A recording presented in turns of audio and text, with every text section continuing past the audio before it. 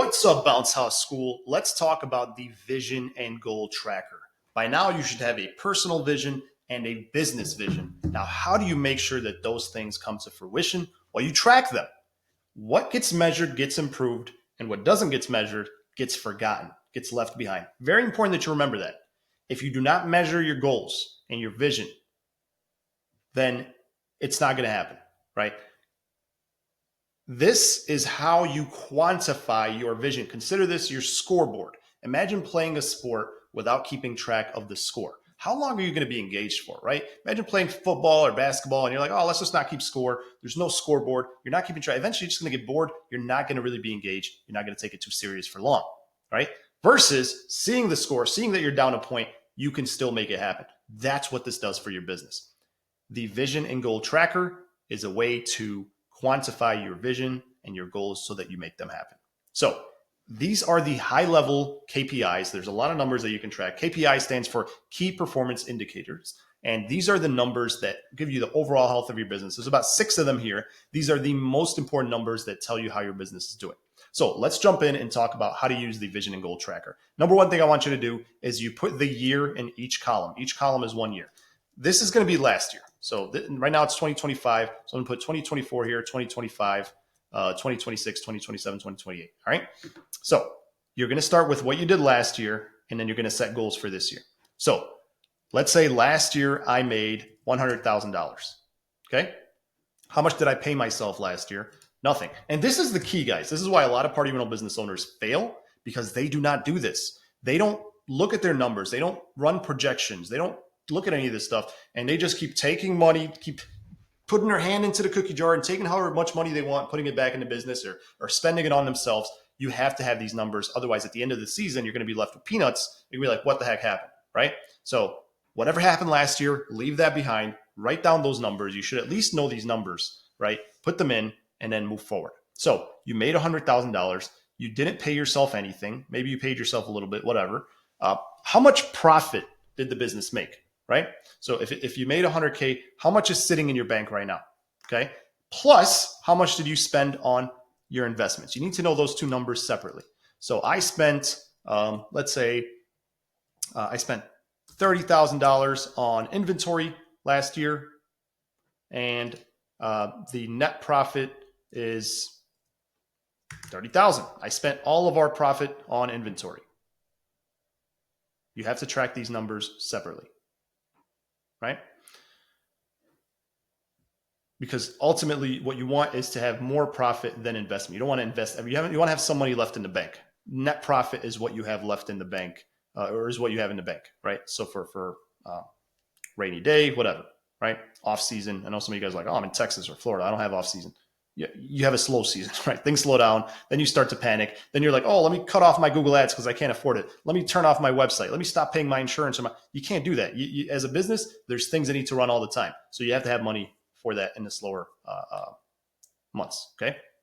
That's the difference between the business owners and just the side hustlers. You don't want to be just somebody that's a weekend warrior, right? Now, what is your goal? How much payroll? How much did you spend in payroll last year, right? I spent, let's say I spent $30,000 on payroll. And what is your return on payroll? Okay. Return on payroll is basically, here, let's just say we spent $50,000 on payroll. Just to keep it simple. Return on payroll is the, what percent or how many times you made your money back on payroll. That's what ROP. This is the single most important number of any business, in my opinion. The single most important KPI of any business is return on payroll, because payroll is the biggest expense. And if your return on payroll is high, then you are doing very good. How do you calculate this? 50K is what you spent on payroll out of 100K, right? So you basically, to calculate return on payroll, you take your sales, your gross sales, and you divide it by your payroll. So 100,000 divided by 50 equals 2. What that means is that you made 2 times what you spent on payroll. You spent 50K and you made 100K. That is your return on payroll. You spent 50,000, you made 100,000. You made 2 times what you spent. That is bad. You overspent. What is a good return on payroll? My goal for you is to stay in 3 or 4. If you can get to 3 or 4, then you're doing really, really great for yourself. You have to stay in that range. Payroll is supposed to be a bigger expense. You have to take care of your people. If your return on payroll is too high, if you're like 5 or 6, then you're not paying your people enough, and you're probably you're gonna have issues, right? But if it's 3 or 4, that's a good healthy amount, right? That will be my goal for you. So now that we have and every business is different. I'm just throwing numbers out there. Now that we have the 2024 numbers, now let's go ahead and set the 2025 goals. Okay. So 2025, my goal is to make, let's say, I want to make 200,000. Okay. I want to double my sales, which is very possible, especially when you're early on. If you grow your inventory the right way and all that, then and do your marketing right, you can do that. So here is my new goal. Okay. How much do I want to pay myself? This is very important. I'm going to take a paycheck this year. If I'm going to make 200K, I want to take home at least, let's say 40K. That's going to be my take home. I'm going to pay myself 40K this year. This goes to my pocket. This does not count investing. I have a job already. Let's say I'm already working a job. This is I'm not ready to quit full time. I need to get to 60K and then I can quit my job, for example, or whatever. So 40K, here, we're going to just make it 50K just to keep it simple, even numbers. So 25%. Okay. So this is my goal. I want to make 50K this year. And by the way, after this, you're going to break it down monthly and then weekly. And that's how things happen. I hope you guys are seeing the value here. I hope you guys are excited about this. This is really, really how you get stuff done. What gets measured gets improved. What doesn't get measured gets forgotten. So now that you've put in your pay, you're going to go ahead and go down to net profit. All right. So if you've paid yourself 50, now there's 150 left. How much of that do you really want to be profit? How much do you want to be sitting in the bank? What's net profit? Let's say 50K. Let's say you want 50K for yourself and 50K sitting in the bank. There's 100K left. How much of that net profit do you want to invest back in the business? Last year you invested 30K. Let's just say this year you're going to invest another 30K. That leaves you with 20K. Right? You don't want to invest it all. You do not want to invest all of your net profit. You keep you want to keep some for like I said, off season and things like that. Sorry, this goes here. And then your payroll goal. Okay. So if last year you did 2, let's say your goal this year is 3. You want to make 3 times what you spend on payroll. So all you do is 200K divided by 3. And that is your payroll amount. So you're going to do 200,000 divided by 3. That's 66,000 is your payroll goal. This is really important, guys. 66K. You don't want to pay more than 66K. If you do that, then you can hit all your goals. If you pay 66K, you'll make 3 times what you spent. And then next year, you're going to go, okay, next year, my goal is going to be 4 times. And this is going to be 2026. And I want to make 300K the following year. And if I take 300K divided by 4, then my payroll should be no more than 75K. Is this making sense, guys? You are reverse engineering your success. You're starting with where you want to be and you're reverse engineering it. You're traveling to the future and you're laying down the path so that you can hit all your goals. If you do this and you follow through, there is no reason why you can't hit your goal. You know why? Not because you wrote it on paper, because you will start to track it monthly and weekly. And when you pivot away from your goal, you will immediately get back on course. But if you don't track your progress and you deviate slightly from your goal, then by the end of the year, you're going to end up somewhere completely different. Did you know that airplanes are constantly getting off track? Literally every few seconds, they're getting off track. And the pilot's job and the autopilot's job is consistently to bring the plane back on track. Can you imagine if the pilot or the system, whatever, I don't know much about plane, but I do know this. Can you imagine if they didn't keep checking at the right intervals?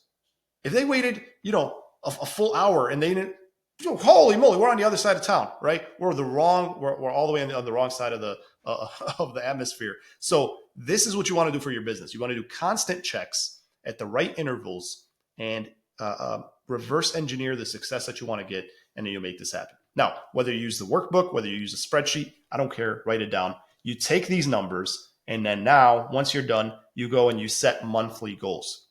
Again, it starts with last year. So let's say last year you had you made $100,000, and let's say you made 30K in June, 30K in July, 20K. So let's just say this is what you made, and these were all zeros. So then this year, your goal is to double that, because your goal is going to be double. Your goal is 200K. So you go the same thing. You say, okay, so this year my goal is 40K, 60K, 60K,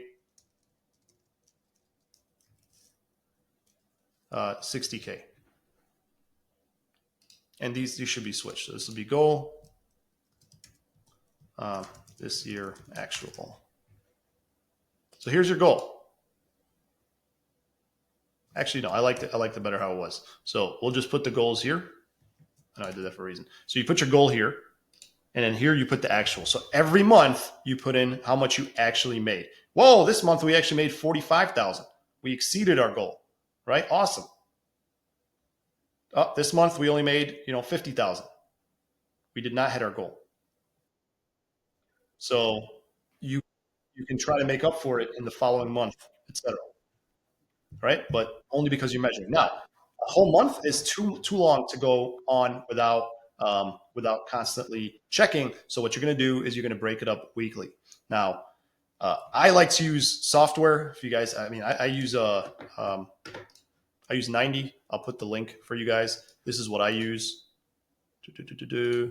So this software is really great at, you could put in your numbers and all that. I'll put the link for you guys. I have like an affiliate link that you guys can use. I highly recommend this because you can put it all in software, and it's like under $20 a month or something like that per person. So I really like this software because you could put all the numbers in there and everything. I like that a lot.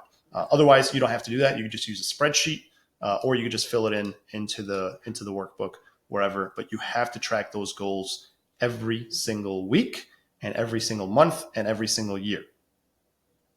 All right. So for me, my goal would be to grow by 100% if I wanted to go from 100K to 200K. I grew by a full 100%. Right. So I hope this has been helpful. If you're done watching this video and this made sense to you, go ahead and comment your city and your state in the comments of this video to let me and everybody know that this video was a success. If you have questions about this video, or if you have anything not clear, go ahead and put that in the comments as well, and I'll get that addressed. Thank you guys. See you on the next one.